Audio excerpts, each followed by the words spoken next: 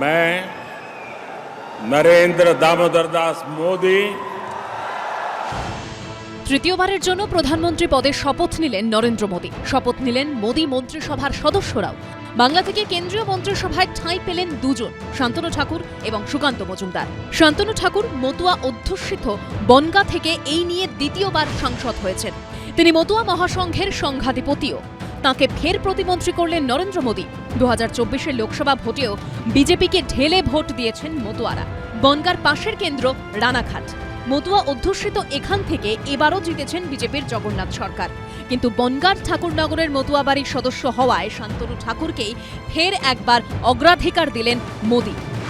সম্পূর্ণটাই ডিপেন্ড করে মাননীয় প্রধানমন্ত্রীজি এবং ভারতীয় জনতা পার্টির আমাদের বরিষ্ঠ লিডারদের উপরে। আমি মন্ত্রিত্ব পাবার এক্সপেকটেশনে আমি রাজনীতি করতে আসিনি, আমি কাজ করতে এসেছি। আমার কোনো কিছুই পছন্দের না, যে দায়িত্ব পাবো সেই দায়িত্বই সামলাবো। মতুয়াদের মতো উত্তরবঙ্গ এবার বিজেপিকে ঢেলে ভোট দিয়েছে। উত্তরবঙ্গের 8টি আসনের মধ্যে 6টিতেই জিতেছে বিজেপি। আর তা যদি না হতো তাহলে তারা 2 অঙ্কেরও নিচে নেমে যেত। তাই বালুরঘাটের 2বারের সাংসদ এবং আরএসএস-এর ঘনিষ্ঠ সুকান্ত মজুমদারকে এবার কেন্দ্রীয় প্রতিমন্ত্রী করা হলো। ব্যক্তিগত পছন্দ অপছন্দের জায়গা আমাদের জন্য থাকে না, এটা আমার পার্সোনাল ব্যাপার না। সুকান্ত মজুমদার আজকে সাংসদ, সুকান্ত মজুমদার আজকে এমওএস, সেটা নিজের জন্য না, নিজের ক্রেডিটে হয়নি, সেটা রাজ্যের অগণিত কর্মীর ক্রেডিটে হয়েছে, দলের ক্রেডিটে হয়েছে। Credit goes to our party. তো পার্টি যেরকম সিদ্ধান্ত নেবে, পার্টির চয়েসই আমার চয়েস। তবে তাৎপর্যপূর্ণ বিষয় হলো নরেন্দ্র মোদীর তৃতীয় মন্ত্রিসভাতেও বাংলা থেকে কাউকে পূর্ণমন্ত্রী করা হলো না। এবারও ভাগ্যে জুটল সেই প্রতিমন্ত্রী। এবার বাংলা থেকে 2জন প্রতিমন্ত্রী হচ্ছে, যাকে চালু ভাষায় বলা হয় হাফপ্যাট মন্ত্রী। মোদির আমলে বাংলা থেকে তাহলে দেখা গেল যে পূর্ণমন্ত্রীর ভাগ্য কারুর ভাগ্যে আসলো না। বিজেপি গভর্নমেন্ট সরকার বাংলাকে যে কতখানি তুচ্ছতাচ্ছিল্য করেন, এটা বারবারই প্রমাণিত হচ্ছে। কংগ্রেস আমলে প্রণব মুখোপাধ্যায়, বরকত গনি খান চৌধুরী থেকে প্রিয়রঞ্জন দাসমুন্সী একাধিক ক্যাবিনেট মন্ত্রী পেয়েছে বাংলা।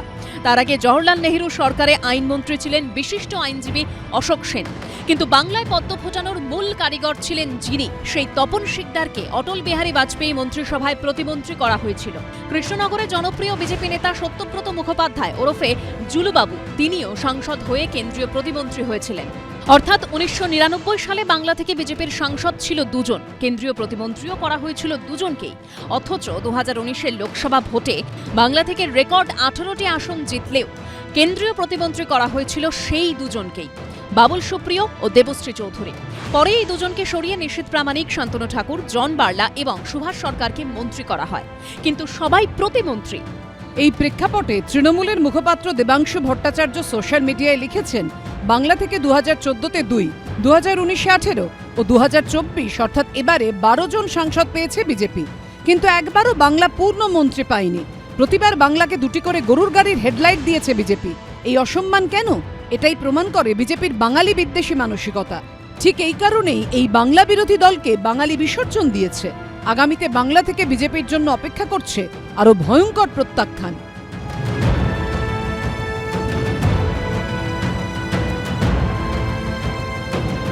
এটা তো হচ্ছে ওদের অন্তর্দলীয় কলহকে চাপা দেওয়ার একটা চেষ্টা, আর কিছুই না। 12 হয়ে গেছি আমরা। আর সেই জন্য মন্ত্রী সংখ্যা এর আগেও 2জন হয়েছিলেন, পরেও 2জন হয়েছিলেন, এবারেও 2জন হয়েছেন, চতুর্থবার এরকম হলো।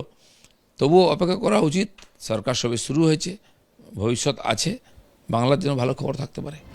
আঞ্চলিকতা নয়, দেশের স্বার্থকে গুরুত্ব দিয়েই মন্ত্রী বাছেন নরেন্দ্র মোদী। বারবার এই দাবি করে বিজেপি, কিন্তু তাতেও এই বিতর্ক থামার নয়। 2026 সালে বাংলায় বিধানসভা ভোট। তার আগে বাংলা থেকে নরেন্দ্র মোদী কাউকে ক্যাবিনেট মন্ত্রী করেন কিনা, সেই উত্তর ভবিষ্যতের গর্ভে। দীপক ঘোষ, বিজেন্দ্র সিংহ ও অর্ণব মুখোপাধ্যায়ের রিপোর্ট, এবিপি আনন্দ।